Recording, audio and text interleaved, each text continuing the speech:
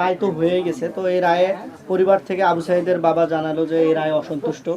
আসলে অসন্তুষ্ট হওয়ার কারণ হচ্ছে মাত্র কনস্টেবল এবং এএসআই এর উপর দিয়েই মামলাটা মানে সরকার বা আপনার হচ্ছে আন্তর্জাতিক আদালত পার হয়ে গেল, কিন্তু আসলেই একজন কনস্টেবল এবং এএসআই কে অবশ্যই তার উচ্চপদস্থ যে অফিসার আছে তারাই এই আদেশটা করে যে গুলি চালানো বা লাঠিচার্জ তাছাড়া তো কেউ এটা একটা আইনসঙ্গতভাবে একটা বাহিনী চলতে পারে।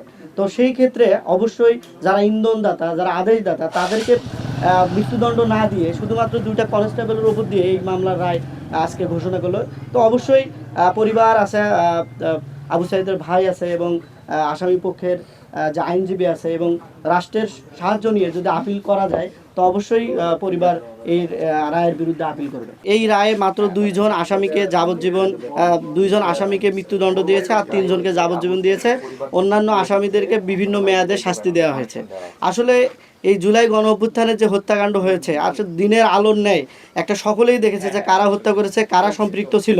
তো মাত্র দুইজন আসামিকে মৃত্যুদণ্ড দিয়ে আসলে এই রায়টা আমার কাছে মনে হয় না সন্তুষ্ট। আমরা আমাদের পরিবার থেকে আমরা কেউ সন্তুষ্ট না। এখানে যারা যাবজ্জীবন যাদেরকে দেওয়া হয়েছে তারা নিশ্চিত তাদেরকে ফাঁসির আদেশ দেওয়া উচিত ছিল, কিন্তু বিজ্ঞ আদালত কি মনে করে যে তাদেরকে যাবজ্জীবন দিল। আর এই যে পমেল বড়ুয়া যারা এই যে সম্পৃক্ত ছিল হত্যাকাণ্ডের সাথে, যারা ইন্ধনদাতা ছিল, তাদেরকে এত কম সময় বা কম একটা দিনের যে রায় দিয়েছে, আসলে এটা খুবই দুঃখজনক।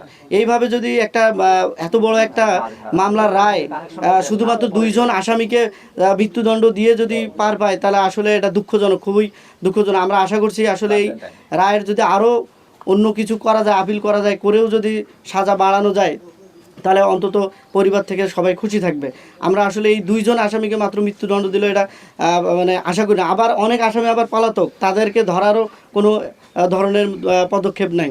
তো আমি এই পরিবারের পক্ষ থেকে বলতে চাই এবং প্রধানমন্ত্রী তারেক রহমানের কাছে দৃষ্টি আকর্ষণ করছি, যারা পলাতক আছে তাদেরকে ধরে এবং যারা এই আজকে যে রায়ের যে দুইজন মৃত্যুদণ্ড হলো এবং তাদের এই মৃত্যুদণ্ড দ্রুত কার্যকর করা হোক এবং যারা যাবজ্জীবন যাদেরকে দেওয়া হয়েছে এই তাদেরকে আসলে ফাঁসির রায় দেওয়া উচিত ছিল। আসলে দুঃখজনক কিভাবে কি হয়ে গেল। আমরা আশা করছিলাম যে অন্তত 5 থেকে 6 জন আসামি এই মৃত্যুদণ্ড আদেশ পাবে।